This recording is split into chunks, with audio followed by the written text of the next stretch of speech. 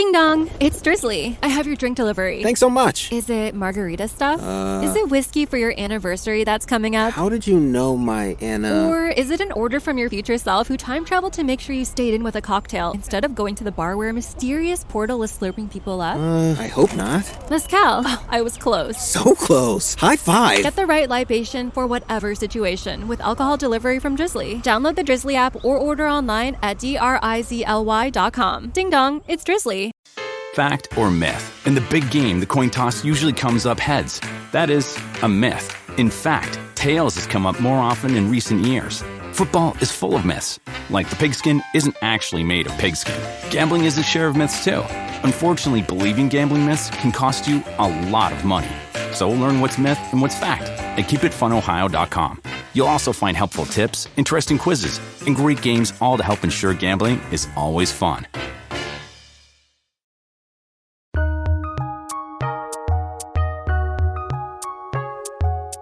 Welcome to the Fantasy NBA Today podcast.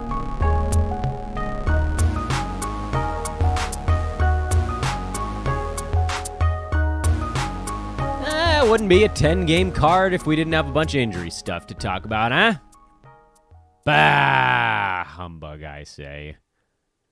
But also, it's the holiday season, so you shouldn't really say bah, humbug. I feel like that's really not the feeling I want to put out there into the universe here. On this December the 28th edition of Fantasy NBA Today. Good day, everyone. Welcome to the podcast. I'm trying to take a nice mellow approach right now, but I got to be honest with you guys. I'm pretty pissed off about the Devin Booker thing. The Devin Booker thing, for those that didn't see, is that by playing on Christmas, he aggravated his adductor situation, and now he has a groin strain and is going to miss a month. Come on, man. Just sit out another 1 or 2 ball games. I know your team was doing a little bit more poorly, but they're going to be fine.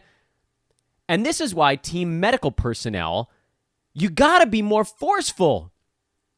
Players are always going to try to play through stuff. And more often than not, it's going to result in a bad outcome. And that's what happened in Phoenix. That used to be, remember when the Suns, that was like the premier athletic training destination. And they've had all the claims to it for a while, but this is, in my estimation, a really big whiff. That's a bad mistake to let him play when he wasn't fully right. And you can try to spin it however you want. Oh, you almost there, like nothing should have been. Yeah, well, you know what? He played 4 minutes and now he's out for a month. So whatever you want to say, we all know what we saw, and now anybody with Devin Booker is looking at their card and going, well, I'm screwed. And the reason I'm particularly mad, I'm not a big Devin Booker targeting guy in fantasy drafts. You guys know that. He wasn't really one of our main dudes for a second-round pick, because I felt like last year was almost as good as it could possibly get for him. But I did trade for Booker in one league. It was Porzingis for Booker straight up. I thought this is relatively fair. I love KP. You guys know I have him almost every place. So many Porzingises on my fantasy teams this year. It was just such an unbelievable value in the 4th round. And he and Booker were like 18 and 19 in per-game rank at that moment. And so you're like, all right, well, this is a 1-for-1. I had plenty of blocks in that league. I wanted a boost in scoring, boost in free throw percent, boost in assists. These were all things that I was looking at. I figured I could handle the drop-off in rebounding and blocks. I got 1 game out of Booker, and it was a 4-minute performance. I'm so disgusted by this. Ah, well.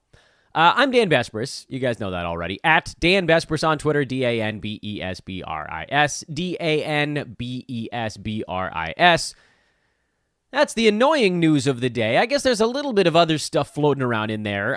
Good little tidbit. Chris Paul, who got his leg tangled up and seemed to have a lower leg bruise in yesterday's ball game. He's not on the Suns injury report for their back-to-back. So the expectation is that at least Chris Paul avoided imminent doom. Yeesh. Other good news these are smaller ones than Devin Booker. But other good news, Kelly Olynyk has been upgraded to available for the Utah Jazz. So Kelly ready to make his return after an ankle tweak that cost him, about 2 weeks or so, give or take?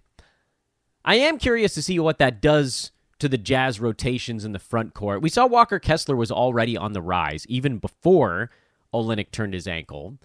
But there has been, at least lately for Utah, there's been kind of like one guy out pretty much at all times. And this will be the first time that the Jazz are largely healthy in about the last 3.5 weeks. I wouldn't say that I'm concerned about Kessler. Far from it. I actually think he's a pretty safe rest of season guy because he only needs about 19 minutes to hit fantasy value, and then anything beyond that is just gravy. But I liked the gravy. I was starting to get used to having a little bit of gravy on the Walker Kessler meal, and now there is a possibility that he slides back to being just the, I don't know, what do you put gravy on? Chicken fried steak? Whatever you want to call Walker Kessler, without gravy, there's a possibility that he does return to that. But I don't think that he falls down to a drop mode. And we'll get to this. You know what? Screw it. Let's just dive in. I have plenty of things that I want to talk about on today's podcast, and I'll get to them as we get to those ball games. Plus, in a wild twist, we had a very busy Tuesday. Washington, speak of Kristaps Porzingis, beat Philadelphia 116-111. Bradley Beal injured again, tweaked a hammy, and that'll be a couple of ball games, I would think. Players don't typically play through hamstring stuff. We shall see. He's listed as questionable for their ball game tonight, but I'd be floored if he didn't take a game off. And we know that's good stuff for Denny Avdia. So, possibility there. Avdia came back from an injury himself in this ball game. He was limited to just 20 minutes. I presume that'll come up pretty quickly. Although on a back-to-back, maybe it's a little bit less. But if Beal misses, I would say more than one ball game, Avdia is the guy you'd drop in there. And he probably pushes Porzingis back up to the center spot. And Daniel Gafford perhaps returns to the bench, although we'll wait and see. Because Gafford got 19 minutes in this ball game, which is something. Taj Gibson got 14, which is also something. He was actually decent. Taj was decent, so I don't want to clown on him too much in this one. But if there was a way we could somehow squeeze Gafford up to like 21 minutes, he would actually be fantasy startable. He had 5 fouls, so maybe he might have gotten near that point. Just keep an eye on Gafford. I don't think you have to do anything with it. DeAnthony Melton, slower ball game on the Philly side, but you're not worrying about it too much. I do want to talk about Melton because the Tyrese Maxey situation might be finally resolving. He's expected to make his return either Friday or perhaps the following ball game.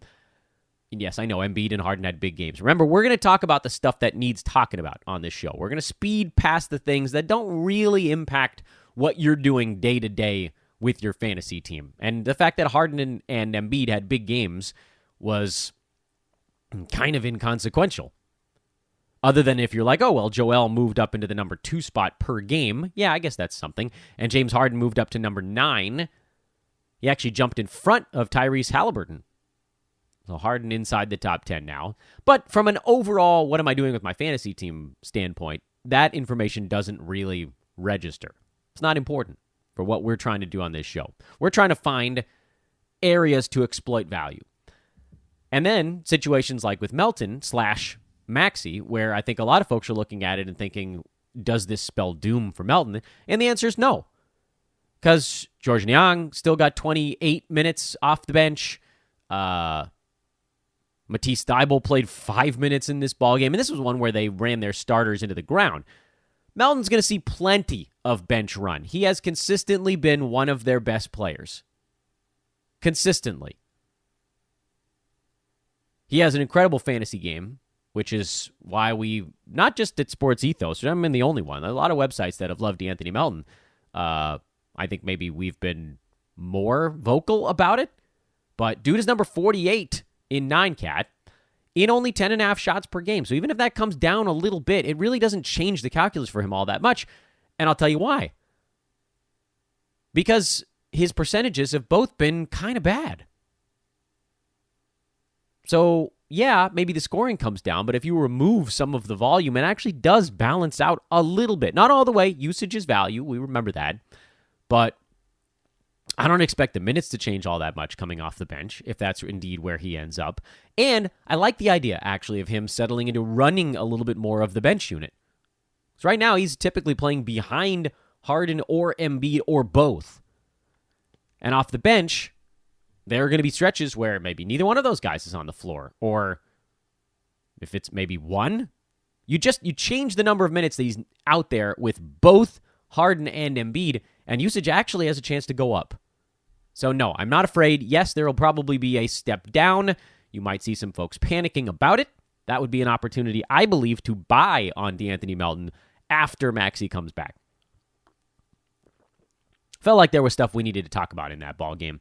Lakers and Magic. A little bit of stuff to talk about in this one. Not a ton. We mentioned on yesterday's pod that Thomas Bryant would most likely bounce back after a weird game against the Mavs where the Lakers just started pushing buttons and all of them were bad. This one, a little bit more traditional. Russell Westbrook running a lot of pick and roll with Thomas Bryant and just destroying a Magic defense that could not figure out what to do with it. That's like... Yeah, anyway. So we've seen some growth out of the Magic, but the Lakers found some stuff, and Orlando just sort of didn't know what to do with it.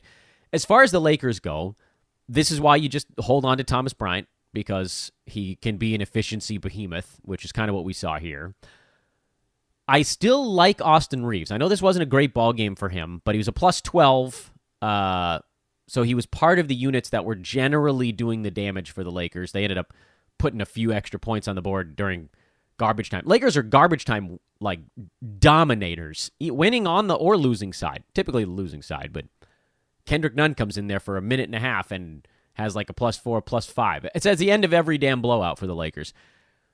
I still like Austin Reeves. He had 5 assists, a steal, a couple 3-pointers. This was like, we're going to talk about Nick Batum in just a second, but he's like the guard version of Nick Batum, which is high efficiency.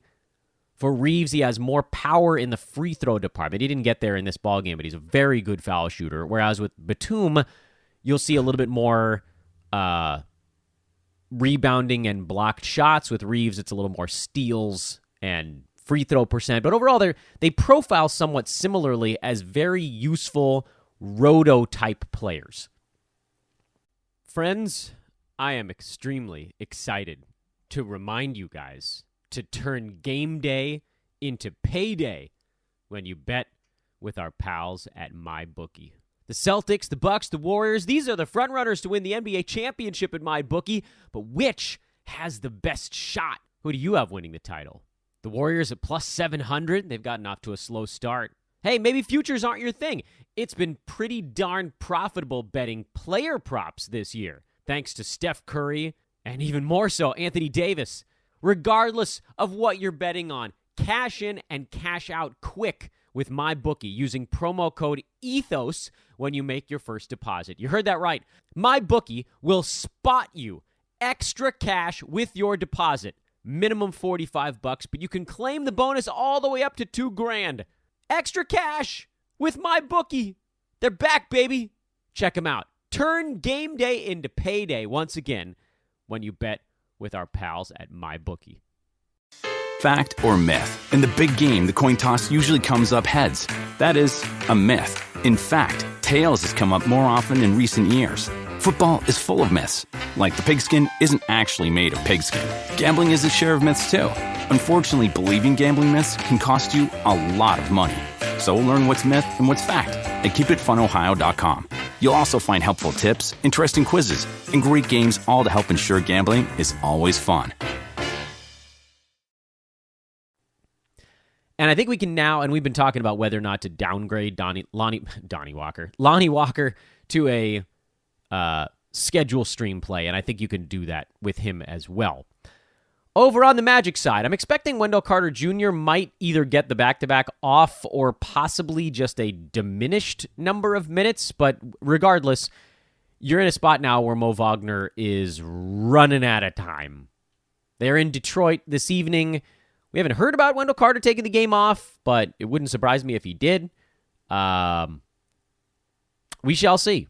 As of this moment, it looks like he might try to give it a go. I don't know. And if he does, I think I'd be pretty wary about starting Wagner. His minutes were down to 22 in this one, and they'll likely just keep falling as he and Wendell flip-flop who's playing where. Markelle Fultz, good ball game. 2 steals, 2 blocks. That's the stuff that you want out of him. You need the steals. Blocks are gravy. You need assists, and you need field goal percent to not be a bad thing to counterbalance the fact that he really doesn't hit three-pointers. His free throw number is meh, and his turnovers are probably going to be kind of high because he's still a relatively young point guard. Even if he's been in the NBA for a while, he hasn't really had a season to get right. So there's still learning curve stuff going on there. But he's interesting, and I think you got to hold on because basically of everybody on the Orlando side, he had the least awful performance in this ball game. Everybody else kind of sucked. Bol actually had an okay ball game, but he missed 3 of his 4 free throws. If he makes 3 out of 4 instead of missing 3 out of 4, 12 and 5 with a block and a three-pointer, it's actually a decent line. I'm very much pro hanging on to Bol. I still feel like he's a top 80, 90 range guy in 24 minutes per game. And you might see him start to get dropped. I hope he gets dropped because I would add him immediately. There is some upside built in. I don't know that we necessarily see it, so I don't want to give you guys the wrong impression that it's about to be a Bol takeoff party. I don't think it is. I just think that he's still good enough in 9-cot, even after the drop-off.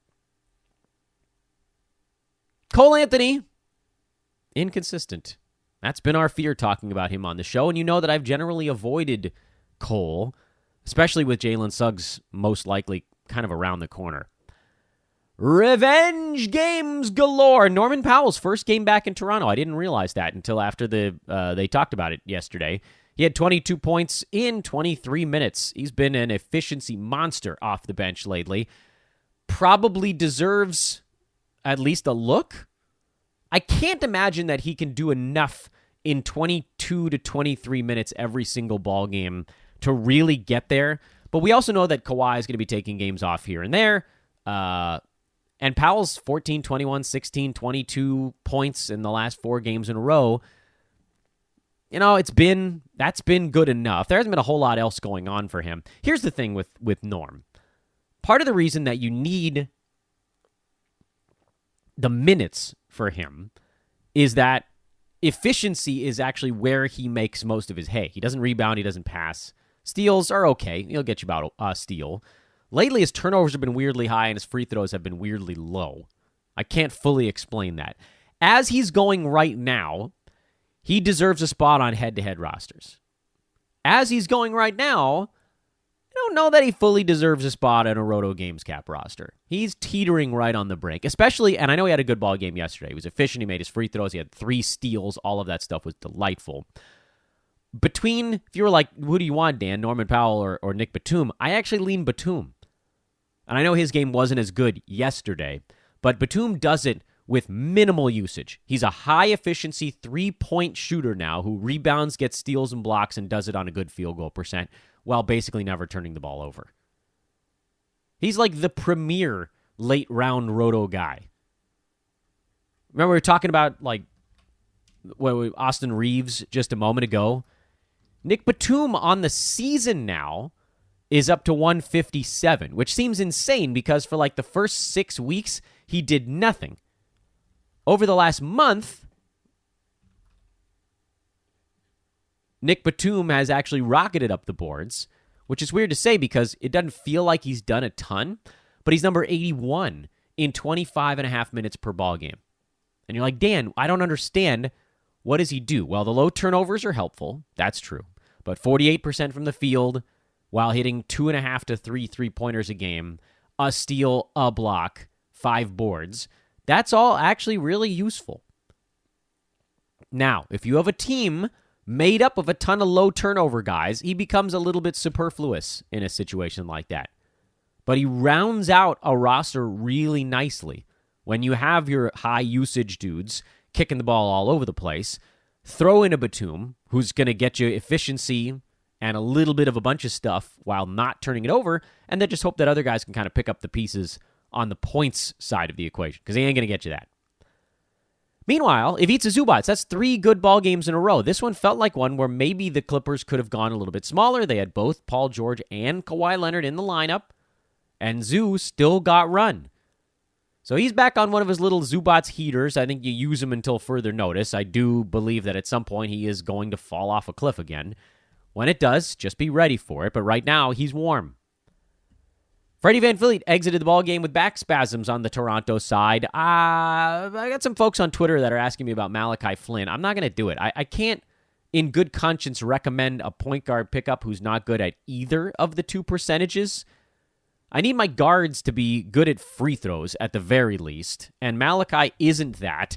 And when he's not getting the usage, remember, a lot of folks, I think, picture Malachi Flynn from, the end of last year when it was Malachi and, who the hell else was even upright? Scotty Barnes, I think, were the only two dudes left for Toronto, and so he was getting, 15 shots. You're not going to get that. If Freddie VanVleet misses a ball game, which I think he probably will, back spasms tend to take, 3-4 days to resolve themselves, I don't think there's an ad. Maybe we just get a better stretch out of Gary Trent. Oh, please, a better stretch out of Gary Trent. Atlanta lost at Indiana. Trae Young got knocked in the left calf. I was a little worried when they were talking about the calf that it might have been a strain, but it's actually more of a bruise. So he's actually hoping to play through it. We'll see. He left early, but they were getting punked by the Pacers, so I wouldn't worry too much about it. Bogdan Bogdanovic likely to sit out the back-to-back.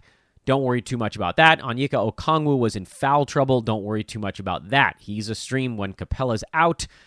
If Trae Young and Bogdan Bogdanovic do happen to miss this next ballgame for Atlanta, that's probably enough meat on the bone for someone like A.J. Griffin, who I've been very reluctant to take the plunge on, but would probably get enough shots to be somewhat useful in fantasy for one game and one game only. It's a lot of work for one game of A.J. Griffin. I'm probably more inclined to just blink twice and then keep going. And I still really want more information on what the hell Aaron Nesmith is as a full-time starter for the Pacers, because it seems like he's won that job, but he fouled out in 19 minutes of this game yesterday. So and a blowout, mind you. So, everybody's minutes were low, and then his were crazy low. We really have no idea what he is or can be. We know he and Andrew Nembhard are both going to be kind of low-usage guys, and can either of them emerge with fantasy value? Right now, I'm leaning towards no, but at the same time, I want to keep a close eye on it just in case. Boston spanked the Rockets. At least Derek Gordon didn't play, so we got a better game out of KJ Martin, and we'll just kind of keep watching that to see if it ever becomes a more permanent thing or even semi-permanent.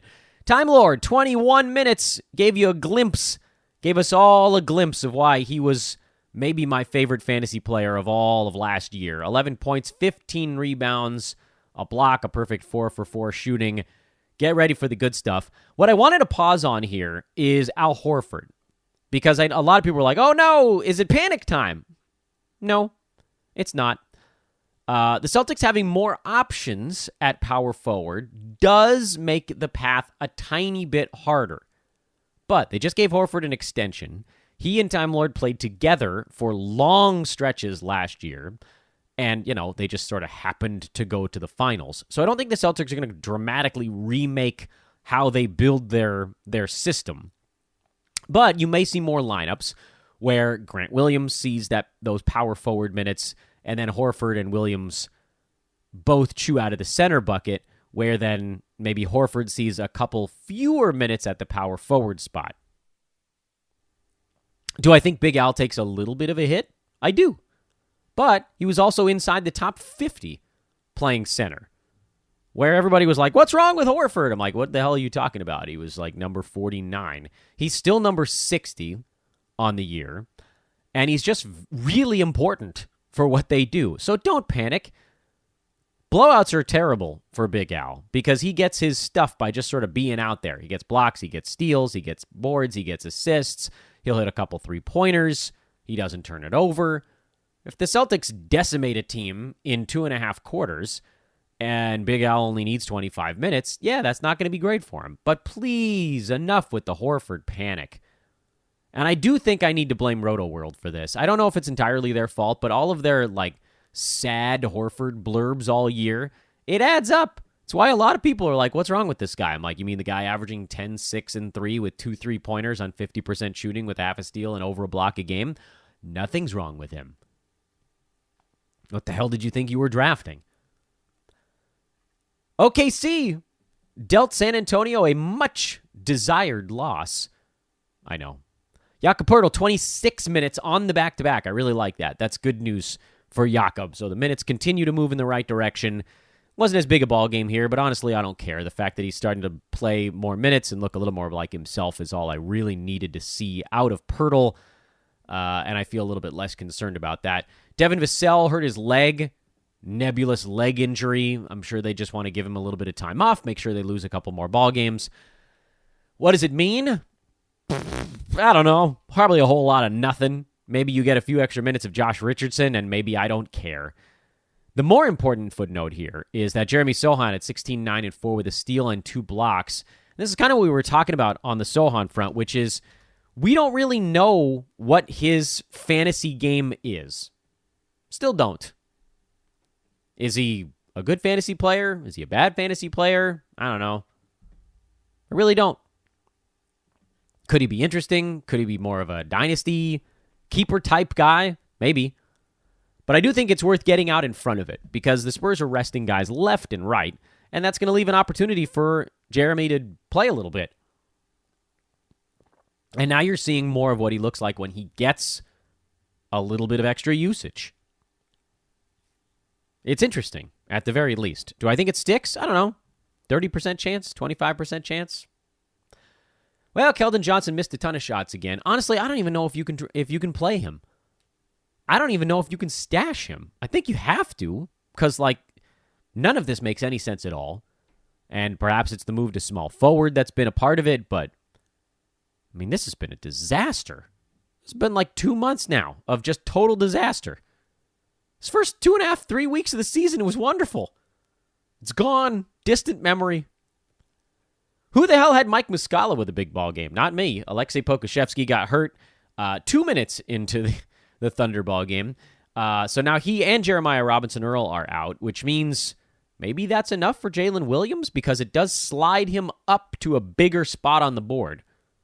Not that, he and Poku were sort of interchangeable power forward center, but now Jalen kind of becomes the center. You could say Mike Muscala's playing center, I guess, but he's not a big-time rebounder.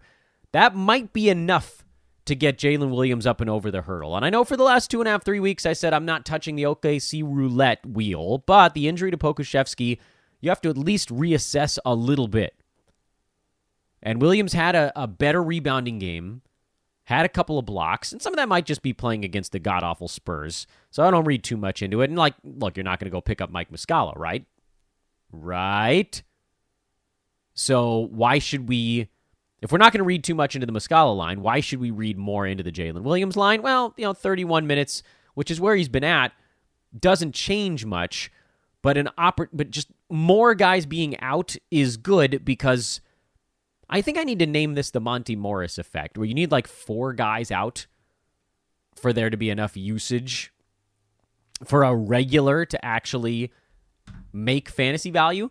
Because it's not about minutes changing all that much. It's just about what you're capable or even willing to do on the basketball court. It's the Monte Morris effect. We saw it in Denver. He pretty much needed everybody out besides Nikola Jokic for him to finally go take some shots last year. And it's the same thing with the Wizards. He basically needed Beal out. I think Avio was out as well. Beal and Porzingis being out at the same time. There's a chance that Monte does almost enough, but I still think, or Kuz and someone else out, Beal and Kuzma, they're just, the Monte Morris effect, which now is an official theorem, however you want to package that here on Fantasy NBA Today, that states that a player that's already a full-time starter needs multiple high-usage guys to be out of the lineup for them to get enough usage to be functional. And I think that might be the situation with Jalen Williams right now, and it might be the case that he has a little window. All right, we took a bunch of days off, but I do want to remind you guys of our buddies over at Manscaped.com. Once again, promo code over there is Ethos20 to get 20% off and free shipping on your order. Get a Lawnmower 3.0. Now with the 4.0. Get the 3.0. It's the best damn cyber trimmer I have ever used in my life. You must go get one and use it, I don't know, forever? I think forever is the right time. Ethos 20% off and free shipping on your order. Also, shout out to our buddies over at expressvpn.com/hoopball. Special URL to get your 15 months for the price of 12. You get your 1-year membership. It adds 3 months on for free. The best damn VPN on the planet. Protect yourself. And, maybe the more important part, change your location. It's really useful for a lot of reasons on the internet these days. And ThriveFantasy.com. Promo code is just Ethos. We got an easy one over there. 100% deposit match bonus up to $250 over at ThriveFantasy.com. Well, I already bitched and moaned about Phoenix plenty, but they did get this win on the road. Chris Paul, thank goodness, off the injury report. Phew. Still need him to start making some shots. Did not expect this game to be a blowout. Figured Phoenix would get to play their starters in the fourth quarter. They didn't, which is a shame because that's typically Chris Paul's best quarter. Oh, well. So, Dwayne Washington went nuts. He actually played relatively well even before garbage time, but he also went nuts in garbage time. I was surprised to find out shortly before the game started, I thought we'd get a Damian Lee fix in this one, and instead he came off the bench behind Jock Landale, not necessarily to play power forward, but Landale got the start and was crazy efficient, 4 for 5 from the field, 6 of 6 at the free throw line. That's not going to happen again, so no, you're not adding Landale. The guy you want is Torrey Craig. We've already talked about that, with plenty of dudes out. Shamet out, Booker now out for a month. There's so much runway. Cam Johnson still, we haven't heard anything about his return. Craig's an easy start. Easy start. 10.7 boards, couple of assists, a block, 2 3-pointers, efficient line. Lot to like about that.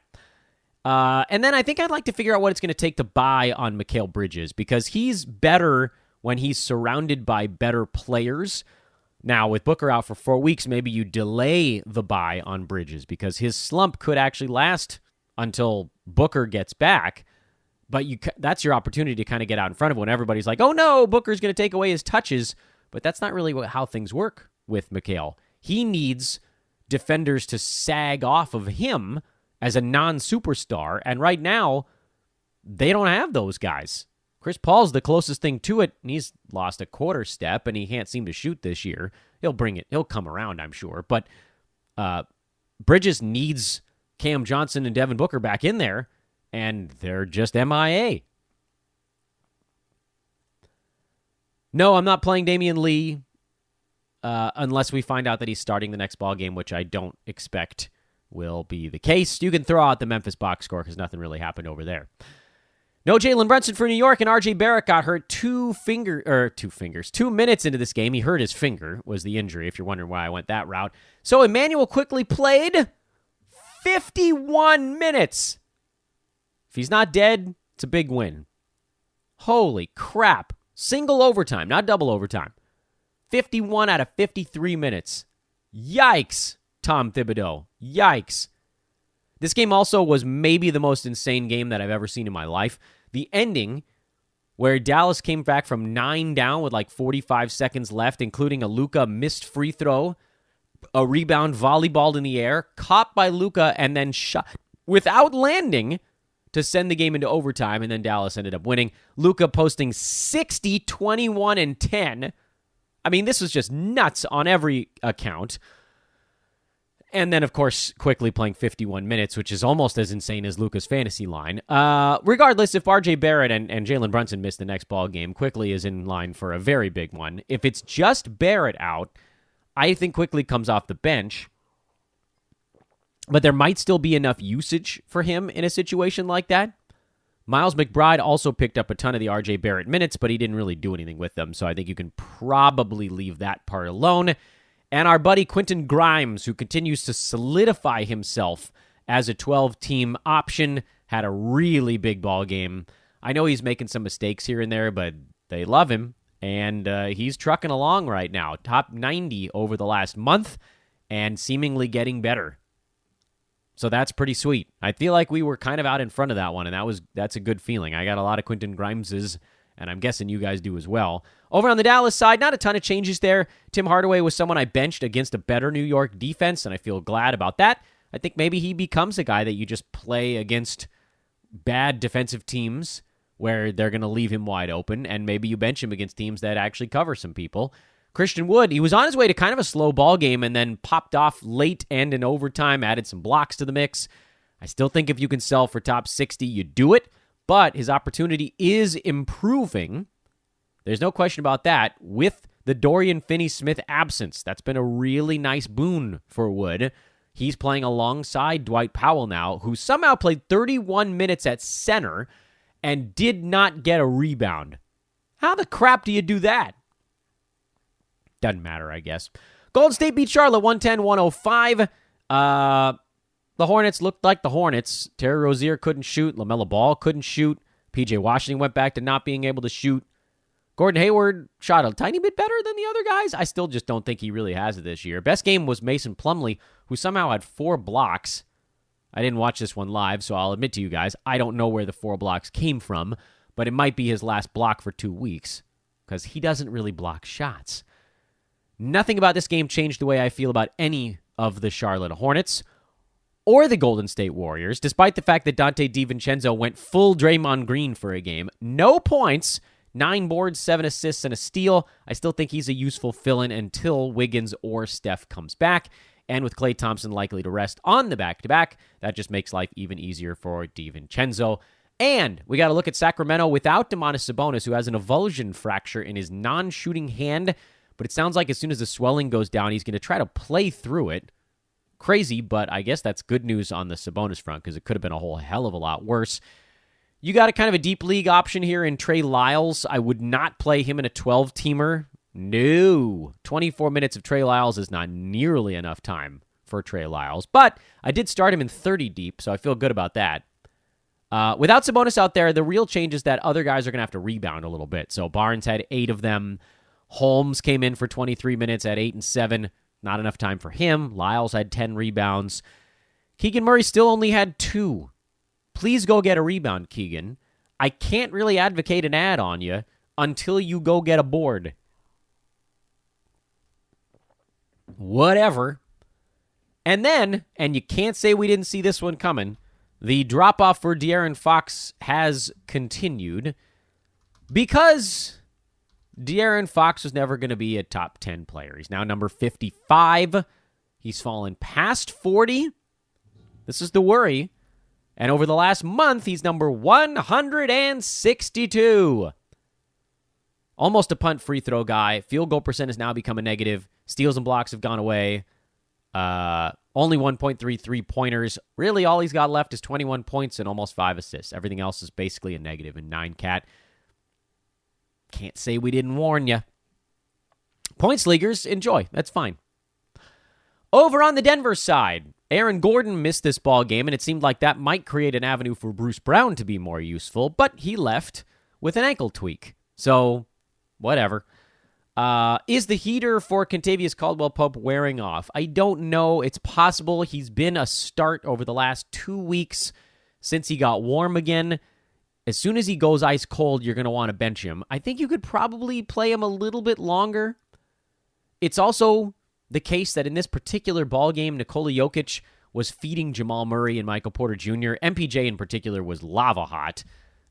He and Jamal Murray may or may not play in Denver's back-to-back, at which point Denver's kind of weird in that regard. Like, when the key guys go down, the other starters don't necessarily get a huge bump. Aaron Gordon does when he's in there. But it's more the guys like Bruce Brown. If he plays, he gets a bump. Bones Highland gets a bump. But it's not that much fun. You're kind of like shooting in the dark. If Jamal Murray and Michael Porter Jr. sit out the back-to-back, Bruce Brown, if he plays, I would probably play him. I don't think I can bring myself to play Bones these days. He's annoying. And then I think I'd rather play KCP when the team is healthy because that's when he gets wide open. It's a similar thing to the Mikal Bridges stuff. Like, he's just not somebody that's going to operate on his own. He needs to be the guy who's able to slash or stand beyond the three-point line when 2 or 3 other dudes are drawing the whole defensive attention. And Jokic, most of it, yeah, but it's pretty different when Jokic and Jamal are running a pick and roll and the whole defense has to watch 2 guys, and so MPJ gets wide open, and KCP gets wide open, and Aaron Gordon gets wide open. Although in Gordon's defense, he's actually been able to do it on his own, even when some of those guys are out. All right, let's take the operation over to social from here. I hope everybody's kind of gotten situated. That was a nice, easy, relaxing journey through the podcast. No additional injury news between the time we started the show and the time we ended it. And if you've got Devin Booker, sorry, that's annoying and totally stupid. I'm Dan Vespers for Fantasy NBA Today. We'll talk to you guys again tomorrow. You know it, man. Iron Man streak lives on. Goodbye.